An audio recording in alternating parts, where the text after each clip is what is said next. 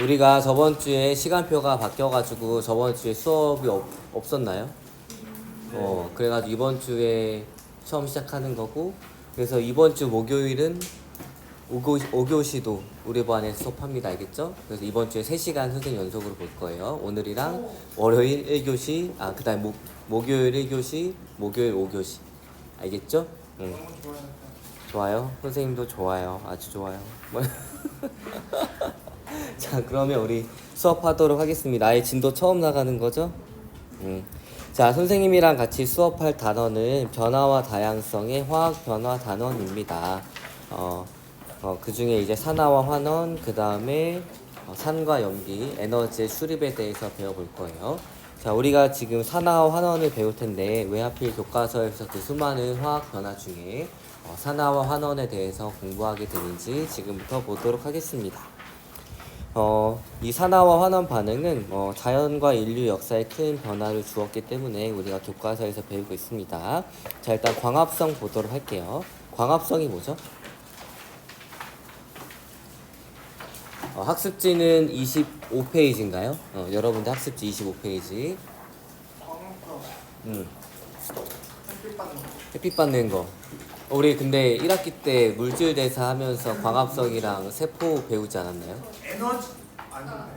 물이랑 이산화탄소 그거 비례가지고 갖고 산소 내뿜고 그다음에 산소 다음 가장 큰 목적은 산소를 만드는 것도 있지만 그치. 그렇죠. 다 나왔어요. 그래서 그래요. 아주 잘했어요. 우리 이거 1학기 때 배운 거 까먹으면 돼, 안 돼요? 안 돼. 왜? 나오니까 언제 나와요? 여러분들 내후년에 수능 볼 때 나옵니다. 알겠죠? 완전히 까먹으면 안 돼요. 광합성 물과 이산화탄소를 재료로 잘 얘기해준다. 빛 에너지를 이용해가지고 포도당과 같은 유기물과 산소를 만드는 것이 바로 광합성이었습니다. 알겠죠? 식물이 어디에서 일어나요? 그렇죠. 엽록체에서 일어납니다. 그래서 식물의 엽록체에서 빛 에너지를 이용해서 이산화탄소와 물로 포도당과 같은 유기물, 그 다음에 산소를 만드는 반응입니다. 그래서 여기 이산화탄소, 물, 빛 에너지를 이용해서 포도당과 산소를 만드는 반응 이렇게 적어주면 돼요.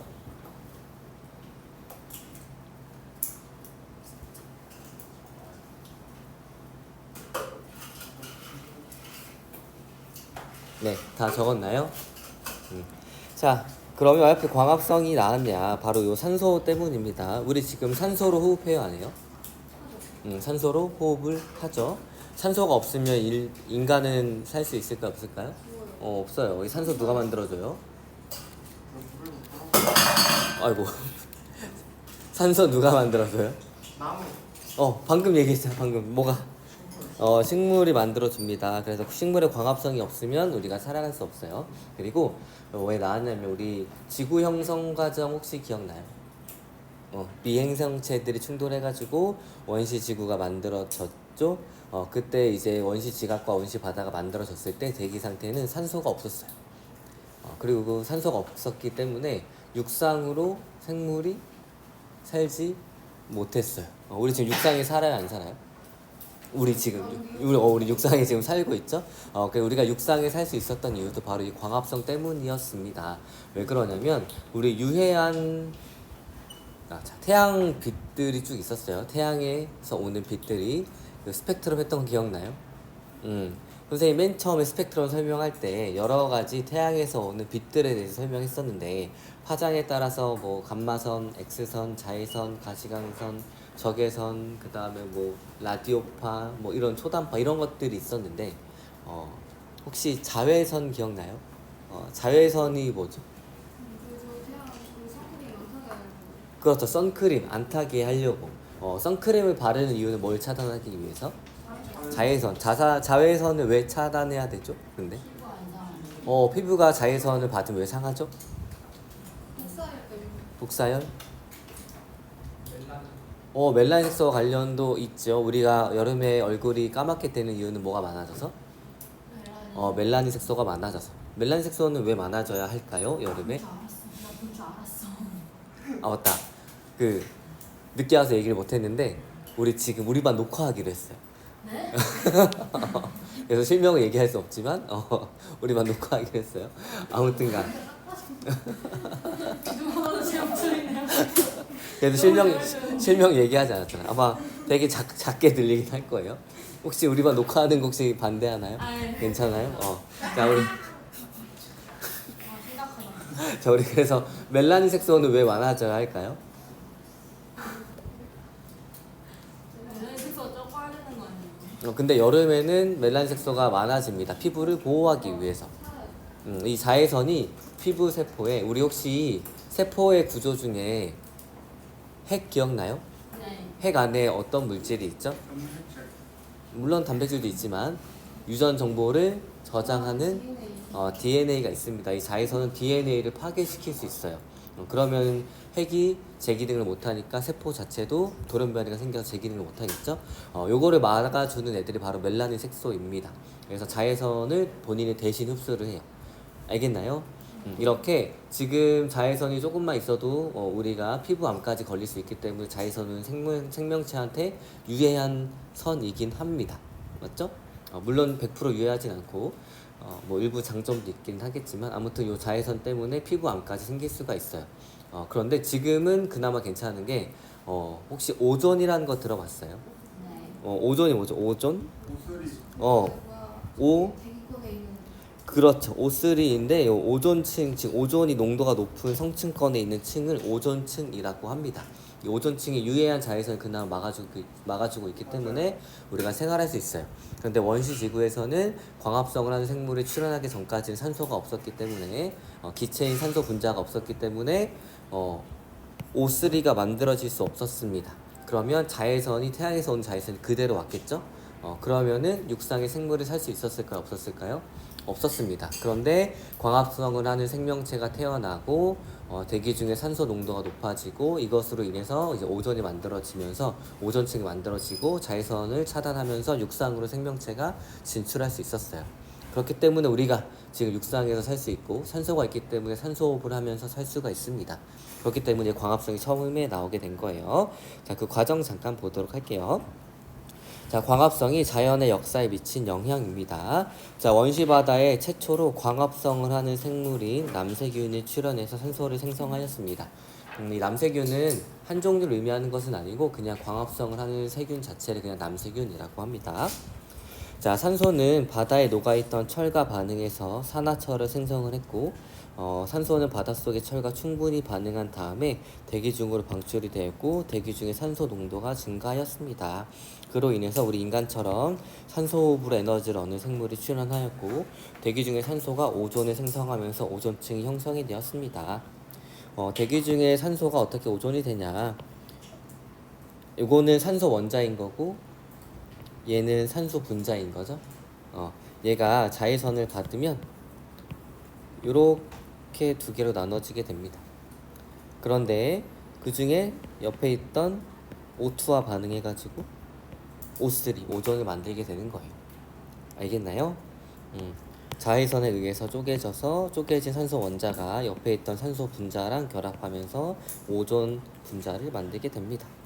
얘네들이 그래서 성층권으로 올라가가지고 오존층 형성을 하면서 자외선을 차단시켜 주는 거예요. 됐나요? 자, 그래서 오존층이 태양으로부터 오는 유해한 자외선을 흡수하면서 생물이 바다에서 이제 육지로 올라올 수 있게 되었습니다. 됐나요? 자, 그럼 산소 호흡은 뭘까요? 호흡은 뭘까요? 호흡? 그럼 산소를 이용하지 않은 호흡도 있나요? 광합성이 반대 과정이긴 합니다. 그래서 광합성이 요 과정이라고 하면 사실 세포호흡은 요 과정이어가지고 여기서 나오는 에너지 한 60%는 열 에너지로 방출이 되고 나머지 40%를 ATP로 만든다라고 저번 학기에 배우긴 했었을 거예요. 자, 그러면 여기 산소호흡이라고 되어 있는데 그러면 산소를 이용하지 않는 호흡도 있다라는 말 아닌가요? 그쵸? 모든 생명체가 다 산소를 이용해서 호흡하면 굳이 산소호흡이라고 안 붙였겠죠? 실제로 이 호흡 자체는 지금은 그냥 약간 이해 정도만 하고 넘어가면 돼요. 자세한 내용은 내년에 여러분들 고등학교 2학년 세포와 물질 대사를 배우게 되면 산소를 이용하지 않는 호흡에 대해서도 자세히 배우긴 할 겁니다. 아무튼 호흡이라고 하는 것은 사실은 우리가 들이마신 호흡, 기체 교환한다라고 하는 걸 생각할 수 있지만 가장 궁극적인 목표는 ATP를 만드는 게 가장 큰 목적이에요. 알겠나요? ATP. 의사들이 쓰는 용어 아니에요? ATP? 아니야, 우리 배우지 않았어. 1학기 때 배웠어요. 아데노신 트리포스페이트. 진짜 맞습니다. 배운 것 같은데 ATP. 생명체가 쓸 수 있는 에너지 단위인 화학물질. ATP. 지금 해도 아시겠죠? 네, 그럼 수능 전까지는 꼭 다시 복습하도록 하세요. 알겠죠? ATP 생명체가 쓸 수 있는 에너지 단위인데 요거를 만드는 과정 자체가 이제 호흡의 가장 큰 목적이에요. 자, 그랬을 때 어떤 생물들은 산소를 이용하고 어떤 생물들은 산소를 이용하지 않습니다. 산소를 이용할 때 장점은 무엇이냐면 예를 들어서 포도당 한 분자를 쪼갤 때 산소를 이용하면 얘를 전부 다 쪼개서 이산화탄소로 만들고 포도당 속에 있는 에너지를 최대한 끌어내서 우리가 사용할 수 있어요. 자, 그런데 산소를 이용하지 않으면 포도당을 완전히 분해하지 못하기 때문에 되게 포도당 속의 일부 에너지만 생명체가 쓸 수 있습니다. 여기까지 됐나요? 이렇게 산소를 이용하지 않고도 ATP를 일부 낼 수 있기 때문에 산소를 이용하지 않는 생물들도 존재합니다. 자, 그러면 어떤 장점과 단점이 있냐면 이 산소를 이용하는 호흡 같은 경우에는 포도당 한 개를 먹어도 거기에 있는 에너지를 최대한 끌어낼 수 있기 때문에 많은 양의 ATP를 만들어낼 수 있습니다. 그래서 굉장히 효율적이겠죠. 우리 사람처럼. 그래서 많은 양의 ATP를 만들어낼 수 있기 때문에 다양한 기관들을 운영할 수 있어요. 그래서 우리가 더 진화가 약간 고등 생물로 진화할 수 있었습니다. 알겠죠? 자, 그런데 이 산소를 쓰지 않는 호흡 같은 경우에는 적은 양의 ATP만 내기 때문에 이 복잡한 기관을 운영할 수 없어요. 그래서 대부분 세균과 같은 단세포 생물들 중에 일부가 산소를 이용하지 않는 호흡을 합니다. 결국엔 이 산소 덕분에 우리가 복잡한 기관계를 갖고 인간이 태어날 수 있었다는 얘기예요. 알겠나요? 자, 그럼 이제 오른쪽 보도록 할게요. 자, 남세균 사이아노박테리아라고도 하며 지구에서 광합성으로 산소를 생성하기 시작한 최초의 생물로 알려져 있습니다. 남세균의 퇴적물을 스트로마톨라이트라고 하고, 자, 세포호흡 우리 1학기 때 배우긴 했어요. 생물의 세포에서 포도당과 산소가 반응해서 이산화탄소 물이 생성이 됩니다. 에너지가 발생하고 세포호흡은 광합성과 함께 자연과 인류의 역사를 바꾼 화학 반응이며 산소가 관여하는 반응입니다. 물론 지금 고등학교 1학년 정도 교육과정에서는 세포호흡은 산소가 관여한다라고 알고 있으면 되지만 고등학교 2학년에서는 조금 더 자세한 정의를 배우게 될 거예요. 알겠죠? 선택 과목 다 선택했어요? 그럼 내년에 생명과학 선택한 사람 한번 손 들어볼래요? 이거밖에 안 돼? 자, 그 다음에 세포와 물질 대사 선택한 사람. 더 적네? 그럼 나머지 사람들은 뭐 들어요? 변경할 수 있나 지금? 아니, 끝났어요. 끝났어요. 내년에 선생님 안 보는 사람도 굉장히 많겠네. 선생님 오늘 내년까지 있으신 거예요? 모르죠? 선생님 내년간에 있을지 없을지. 선생님 없어도 좋은 생명과학 선생님 많이 계시니까 잘 열심히 하면 좋을 것 같아요. 아무튼 내년에 잘 배울 수 있습니다. 자, 그러면 이 산소를 이용하는 건 아까 에너지를 많이 효율적으로 낼 수 있다고 했는데 단점은 무엇이냐면 우리 산소는 굉장히 반응성이 커요. 그래가지고 우리가 산소가 쉽게 말해서 많이 우리 몸속에 들어오게 되면 그건 좀 크게 뭉뚱그려 설명하지만 이제 활성산소라는 것이 만들어지게 되고 얘네들 같은 경우에 세포막을 산화시켜가지고 약간은 파괴시킬 수도 있습니다.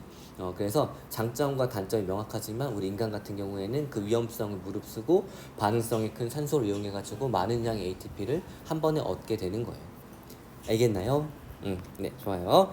자, 그러면 이제 화석연료의 연소 보도록 하겠습니다. 화석연료가 있는데 화석연료는 무엇과 무엇이 있어요, 대표적으로? 화석연료요? 화석이요. 석탄. 석탄과. 석유. 맞아요. 석탄과 석유를 왜 화석연료라고 하죠? 땅에서 나는 우리가 쓸 수 있는 연료. 화석으로 만드는. 땅 속에 있는 화석. 화석이 뭐죠, 근데? 돌덩어리. 돌덩어리인데 쉽게 어떻게 만들어져요 화석이? 동물과 혹은 식물이 죽어서 오랜 시간이 지나면 일부가 화석이 되겠죠. 이 화석 연료는 무엇이냐면 식물이 한 번에 묻혀서 오랜 시간이 지나고 동물이 한 번에 묻혀서 오랜 시간이 지나서 식물이 묻혀서 석탄, 그 다음에 동물이 묻혀서 석유가 됐다라고 했기 때문에 이 석탄과 석유를 화석 연료라고 하는 겁니다. 근데 진짜 화석 이렇게 동물과 식물이 한 번에 묻혀서 만들어졌을까요? 왜냐면 아무도 알 수 없어요. 이건 지금 가설이기 때문에. 왜냐면 선생님 국민학교 때도 선생님 국민학교 때도 이제 화석 그러니까 석유가 50년치밖에 안 남았다 매장량이 이렇게 됐었어요. 선생님 국민학교 때니까 선생님 10살도 안 됐을 때였겠죠.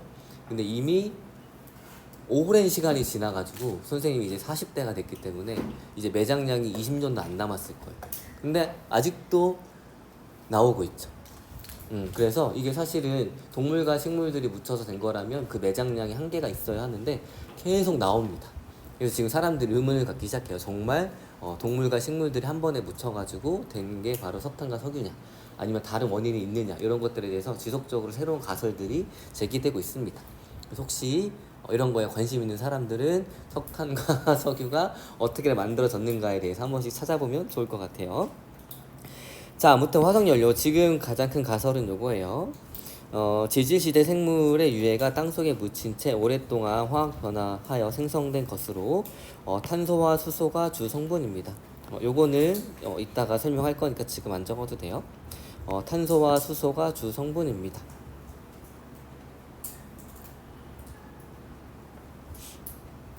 됐나요? 자, 화석연료의 연소. 자, 연소는 뭐예요, 연소? 타는 거예요. 맞아요. 정확해요. 탄다라는 얘기는 무엇과 결합한다는 얘기냐면 그 타는 물질이 그렇죠. 산소랑 결합하는 것을 연소라고 하는데 사실은 어떤 물질이 산소랑 결합하는 것은 크게 두 가지가 있어요. 포도당으로 예시를 들게 되면 이 포도당을 산소를 이용해서 쪼개는 과정이 있습니다. 그래서 이산화탄소와 물로 나타나게 되는 물로 이렇게 쪼개지게 되는데 이 포도당이 산소랑 결합해가지고 우리 몸 속에서 이산화탄소와 물로 쪼개지면 세포호흡이라고 하고 우리 몸 밖에서 쪼개지면 연소라고 합니다. 자, 세포호흡과 연소 이 화학식 과정 자체는 똑같아요. 근데 어떤 차이점이 있냐면 연소 같은 경우에는 이 포도당이 한 번에 쪼개지기 때문에 많은 양의 에너지가 한 번에 방출이 됩니다. 그래서 빛과 열의 형태로 나타나요. 이런 것들을 연소라고 하고 네, 맞아요. 불. 그래서 빛과 열의 형태로 나타나기 때문에 우리는 얘를 불이라고 얘기를 합니다. 석탄, 석유 때울 때 불이 나겠죠? 자, 그 다음에 세포호흡 같은 경우에 똑같은 과정이지만 우리 몸에서 불이 나요? 안 나요? 아니요. 안 납니다. 왜 그럴까요? 세포호흡은 봐봐, 선생님이 한 번에 쪼갠다고 했죠. 연소는. 그러면 세포호흡은? 그렇죠. 한 번에 쪼갤 때는 많은 양의 에너지가 한 번에 방출되니까 열뿐만 아니라 빛의 형태로도 나타나는 건데 이 세포호흡 같은 경우에는 여러 단계로 쪼개지기 때문에 빛까지는 나지 않고 열의 형태로 나타나게 됩니다. 여러분들 굉장히 처음 듣는 표현을 하고 있지만 우리 1학기 때 분명히 세포호흡하면 선생님이 한번 설명했던 거예요. 알겠죠? 자, 그래서 연소는 무엇이냐면 석탄과 석유를 산소를 이용해 가지고 쪼개주는데 한 번에 쪼개지기 때문에 빛과 열의 형태로 나타나는 거다. 이렇게 기억해 주면 됩니다. 자, 그래서 화석 연료가 공기 중에 산소와 빠르게 반응해서 연소할 때 이산화탄소와 물을 생성하면서 많은 양의 에너지를 방출합니다. 바로 이 과정이에요. 자, 우리 화석 연료 주 성분이 C와 H라 그랬죠? 그 다음에 산소랑 결합합니다. 분자식 안 쓰고 그냥 관련된 원소들만 쓰고 있어요. 자, 그런데 화석연료가 산소랑 결합해가지고 쪼개지면 나오는 게 이산화탄소와 물인데 이산화탄소는 CO2인 거고 물은 H2O입니다. 즉 얘네들을 이용해서 만들 수 있는 것들만 나올 수 있을 거예요. 그래서 이 세 가지를 이용해서 CO2 만들 수 있죠.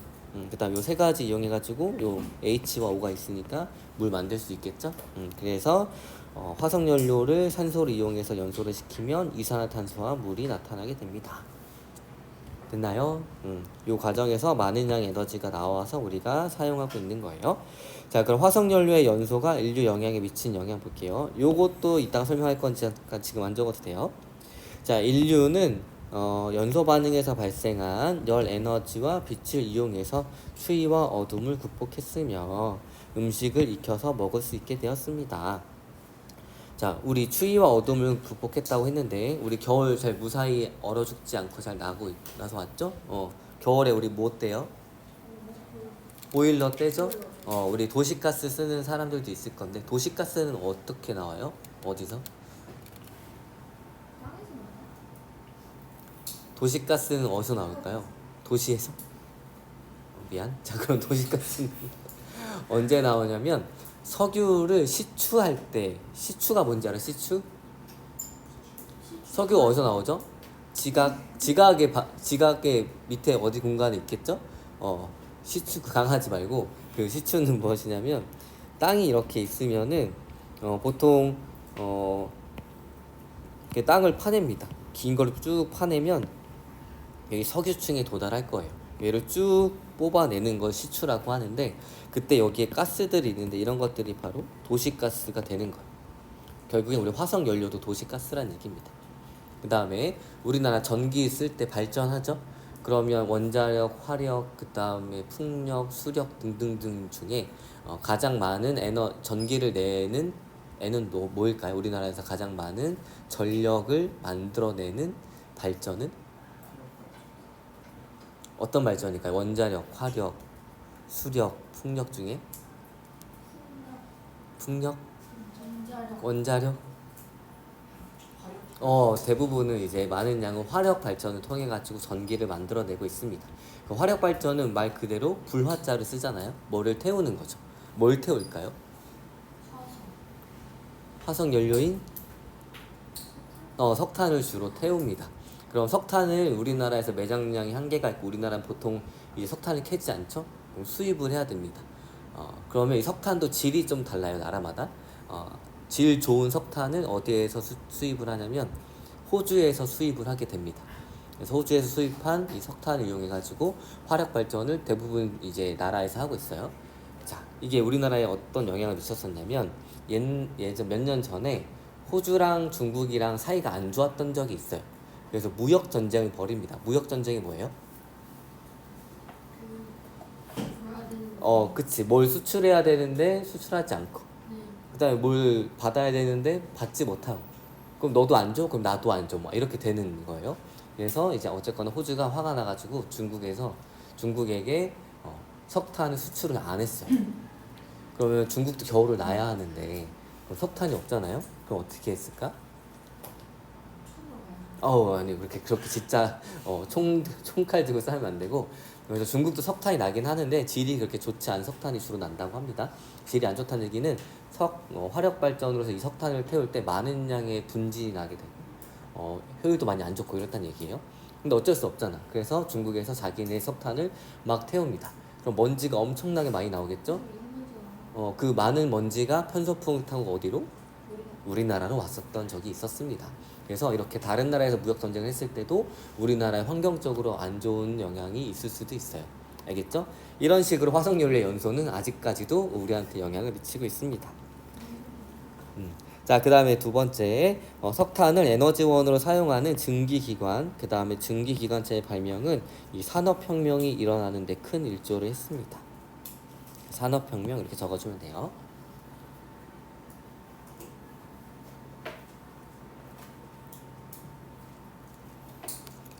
됐나요?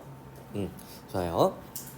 자, 그 다음에 이제 철의 재련인데, 자, 철. 대부분의 금속들, 특히 철 이런 것들은 일반적으로 금속인 상태로 존재하지 않고 순수한 철의 형태로 존재하지 않고 대부분 산소와 결합한 형태로 존재합니다. 우리 순수한 철은 어떤 느낌이에요? 우리 철사 한 번이라도 본 적은 있죠? 철사 어떻게 생겼죠?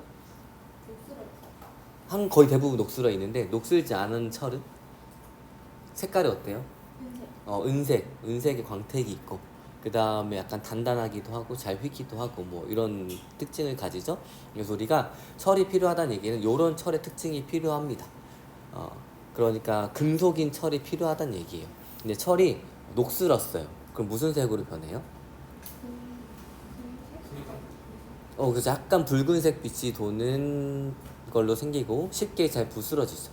그럼 이 녹슨 철로 건물을 지을 수 있을까요? 없을까요? 없습니다. 그래서 우리는 순수한 금속인 철이 필요한 거예요.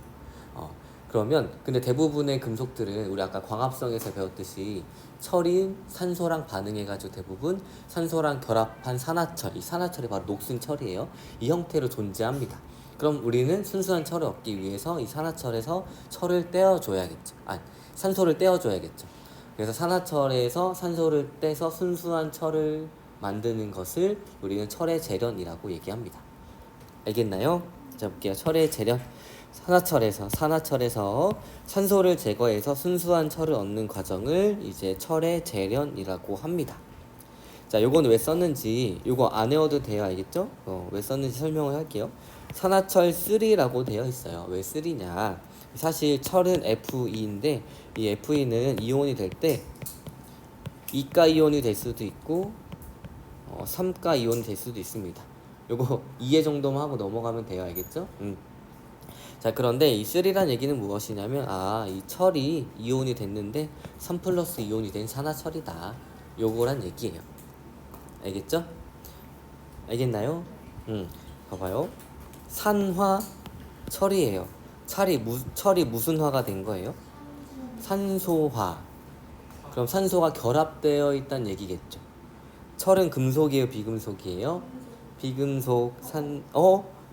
철은 금속이야, 비금속이야? 금속. 산소는 비금속. 그러면 금속과 비금속의 결합은 무슨 결합? 이온 결합이 될 때 금속은 대부분 양이온, 그 다음 비금속은 음이온이 되겠죠. 그래서 양이온이 될 때 3 플러스 2 플러스가 될 수 있는데 요 3라고 적혀 있는 것은 3 플러스다 라는 얘기입니다. 산소가 5 마이너스인데 그거는 좋아요. 될 수 있어요? 그래서 우리 어떻게 했었냐, 요거 기억나요?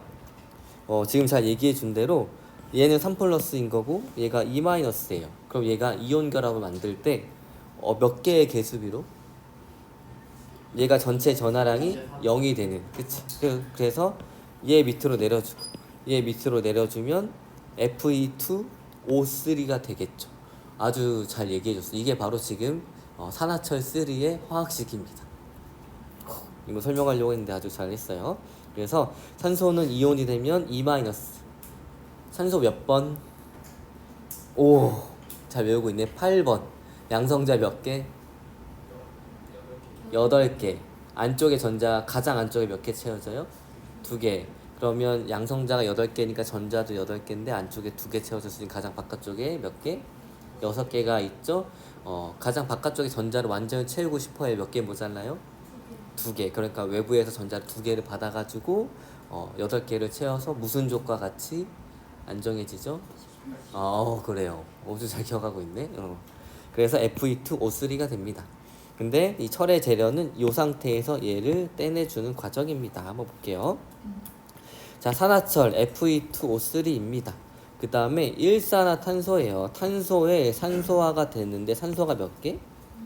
1개. 그래서 탄소에 산소가 하나 붙은 CO가 일산화탄소입니다. 요 정확한 개수비랑 화학식 같은 경우에 뒤에서 나오니까 지금은 요 나와 있는 것만 지금 공부해 주면 됩니다. 자, 그러면 어떤 일이 일어나느냐? 요 일산화탄소가 약간 불안정해요. 그래가지고 산소를 본인이 가지고 옵니다. 그래서 뭐가 되냐면 이산화탄소가 돼요. 이산화탄소는 탄소가 산소화가 됐는데 산소가 몇 개? 2개. 그래서 CO2를 우리는 이산화탄소라고 부르는 거예요. 됐나요? 자, 그래서 산화철에 있던 요 산소를 일산화탄소가 가지고 오면서 순수한 철이 나오게 되고 이산화탄소가 발생하게 됩니다. 이게 바로 철의 재련 과정이에요. 됐나요? 자, 그러면 철을 재련하는 까닭 보도록 하겠습니다. 자연에서 철은 주로 산소와 결합하여 존재하므로 그대로 사용하기가 어렵기 때문에 이 산화철에서 산소를 떼주는 철의 재련 과정이 필요합니다. 철의 재련이 인류 역사에 미친 영향 볼게요.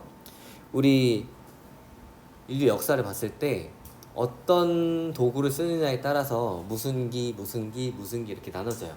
처음에는 뭐를 썼죠? 뗀석기. 그래서 돌을 썼어요. 그래서 뗀석기, 신석기 이런 거 무슨 시대라 그래요?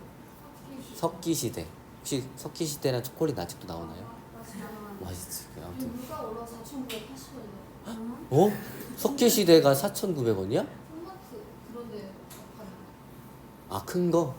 선생님 너무 놀랐어. 선생님 어렸을 때는 뭐 500원 이렇게 했는데 지금 진짜 비싸지. 그- 공기로 돼 있는 이렇게 된 그 몇 개 들어있는 거야? 통으로? 이렇게 돼 있고 봉지채로 아, 그 지퍼백 달려 있는 게 4,900원이나요 지금? 너무 비싸가지고 간식 사 먹겠냐, 그치? 아무튼 석기 시대 다음에 무슨 시대로 넘어갔죠?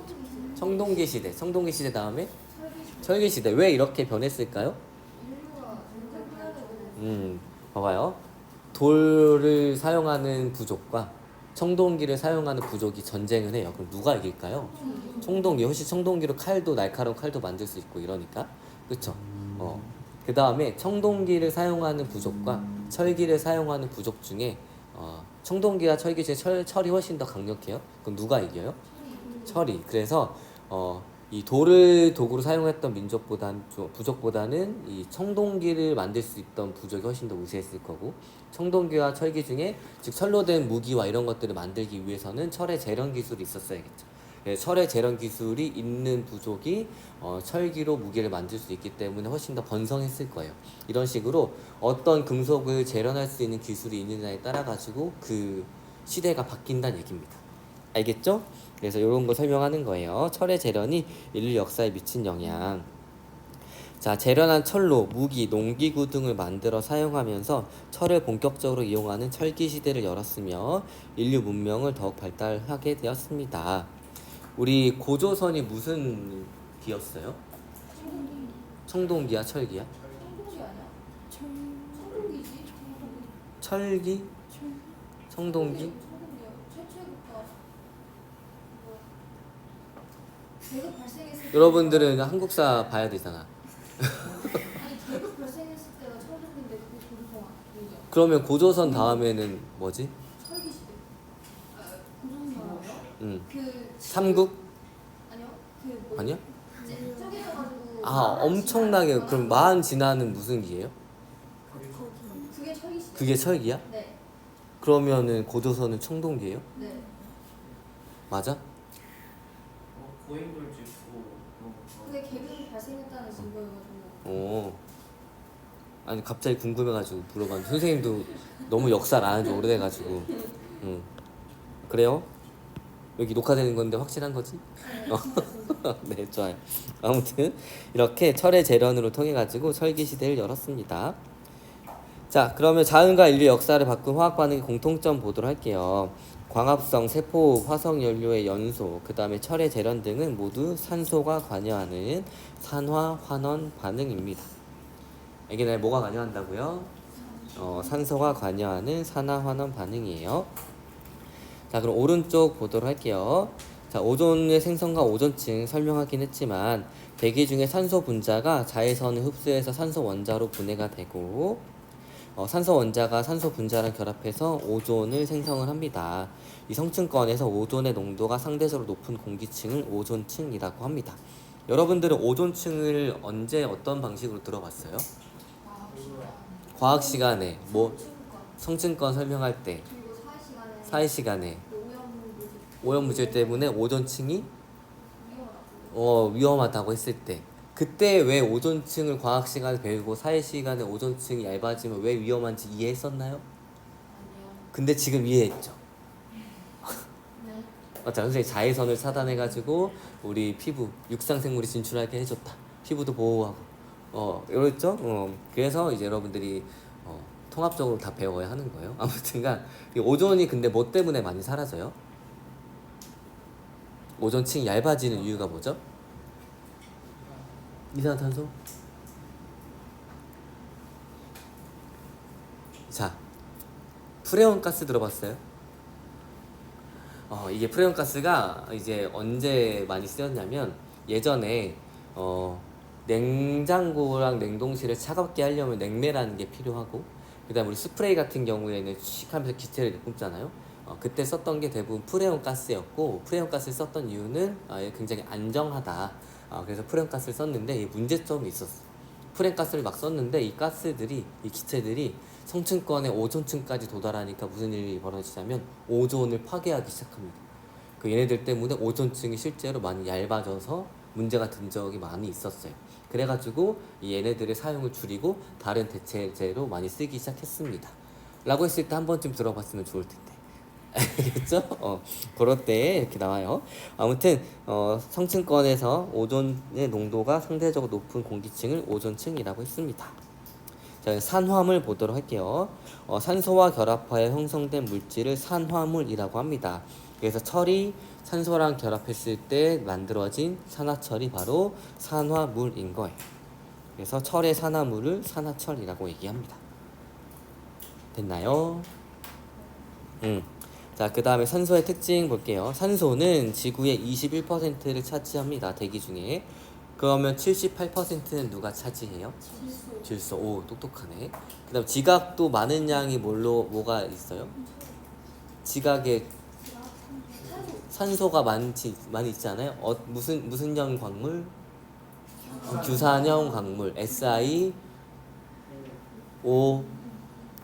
아니 SiO2라고 많이 배우잖아요. SiO4? 뭐 구조는 이렇게 생겼잖아요. 기억나요? 정사면체. 이거 수능 나오면 어떡하려고. 이거 기억나죠? 공유혈을 막 배우고 이렇게 막 했었잖아. 그리고 얘네가 어떻게 결합되느냐에 따라서 어떤 애는 판이 되고 어떤 애는 갈라지고 막 이렇게. 기억나지? 여러분은 적어도 선생님보다는 기억해야 될 거 아니야. 선생님 이거 수업하지도 않았는데, 그치? 자, 아무튼 다시 돌아와가지고 두 번째로 풍부한 기체입니다. 산소는 다른 물질과 반응을 잘하는 성질이 있어 우리 주변에서 일어나는 다양한 화학 변화에 관여하고, 금속은 자연에서 대부분 산소와 결합한 형태로 존재합니다. 알겠나요? 자, 그래서 혹시 여기 페이지에 대해서 질문 있어요? 없어요. 자, 그러면 우리 여기 표까지만 하고 오늘은 끝내도록 할 거예요. 알겠죠? 알겠나요? 자, 우리가 그럼 산화환원 반응에 대해서 배울 건데, 이제 본격적으로 산화환원 반응이 어떤 건지 과학적으로 배울 거예요. 이 산화환원 반응은 크게 두 가지로 나눌 수 있습니다. 하나는 산소의 이동, 또 하나는 전자 이동에 의해 가지고 산화환원 반응을 같이 구분을 합니다. 물론 좀 더 여러분들 학년이 올라가게 되면 수소의 이동도 배울 거고, 그 다음에 산화수라는 것도 배울 건데, 우리 고등학교 1학년에서는 이제 산소의 이동과 전자 이동에 대해서 배우게 될 거예요. 알겠나요? 그래서 첫 번째로 산소의 이동에 의한 산화환원 반응에 대해서 배워볼 겁니다. 자, 산소의 이동과 산화환원 반응이에요. 자, 구분. 산화는 물질이 산소를 얻는 반응을 산화라고 얘기를 합니다. 알겠나요? 자, 예를 들어서 철이 산소랑 반응했을 때 철이 산소를 얻어서 산화철이 됐죠? 그래서 철이 산화된다라고 얘기를 하는 거예요. 됐나요? 그래서 여기 화학식에서 산화된 물질은 철이다라고 얘기를 해주고, 산화가 되어서 만들어진 물질은 산화철이다라고 여러분들이 구분해서 얘기할 수 있으면 됩니다. 됐나요? 자, 그 다음에 환원은 무엇이냐면 물질이 산소를 잃어버리는 반응을 환원이라고 합니다. 자, 그래서 CuO가 있어요. 얘가 뭐죠? 편의점? 미안. 자, 그래서 산소랑 그 다음에 CU랑 결합하니까 할인을 많이 해주나? 두 번째로 미안합니다. 아무튼 그래서 이 산소랑 구리랑 결합한 산화구리예요. 자, 그럼 여기에서 산소가 떨어져 나가죠. 그래서 구리가 나오게 됩니다.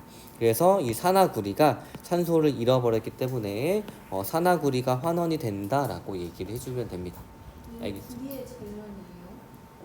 그러면 이렇게 얘기할 수 있겠죠. 구리의 재련이라고 만약에 표현하면. 아주 잘했어요. 그래서 철에서 산소를 금속에서 산소를 떼어내서 만들어, 그런 과정을 다 재련이라고 하기는 해요. 아주 정확했어요. 자, 그러면 볼게요. 자, 물질이 산소를 얻으려면 누군가는 줘야겠죠. 그 다음에 물질이 산소를 잃어버리려면 누군가 받아야겠죠. 그래서 이 산화와 환원 반응은 항상 동시에 일어납니다. 누군가가 얻으려면 누군가 줘야 되고, 누군가가 받으려면 누군가한테서 뺏어와야 돼요. 그래서 이 산화와 환원 반응은 항상 동시에 일어나게 됩니다. 알겠나요? 자, 그래서 산화환원 반응의 동시성. 이 화학 반응이 일어날 때 어떤 물질이 산소를 얻으면 다른 물질이 산소를 잃어버리고 그렇기 때문에 산화와 환원은 항상 동시에 일어납니다. 그래서 요거 한번 볼게요. 자, 마그네슘과 이산화탄소가 있어요. 자, 그런데 얘네들을 반응시키면 어떻게 되냐면 이 마그네슘이 이산화탄소에 있던 산소를 가지고 옵니다. 그래서 마그네슘은 본인이 산소를 얻어서 산화 마그네슘으로 산화가 되고 이산화탄소는 산소를 잃어버려 가지고 탄소만 돼요. 그래서 마그네슘이 산소를 얻어서 산화되면서 산화 마그네슘이 되고 이산화탄소는 산소를 잃어버리면서 탄소가 됩니다. 그래서 누군가가 산소를 얻으려면 누군가 전달해 줘야 되기 때문에 산화와 환원 반응은 항상 동시에 일어나게 됩니다. 그래서 오늘은 여기까지 할 거고 여기부터 그 과학 부장은 여기까지 했다라고 얘기해 주면 돼요. 알겠죠? 자, 우리 다 이번 주 목요일 날 1교시, 5교시 연속으로 수업 있으니까 너무 인상 쓰지 말고 다음 시간에 보도록 하겠습니다.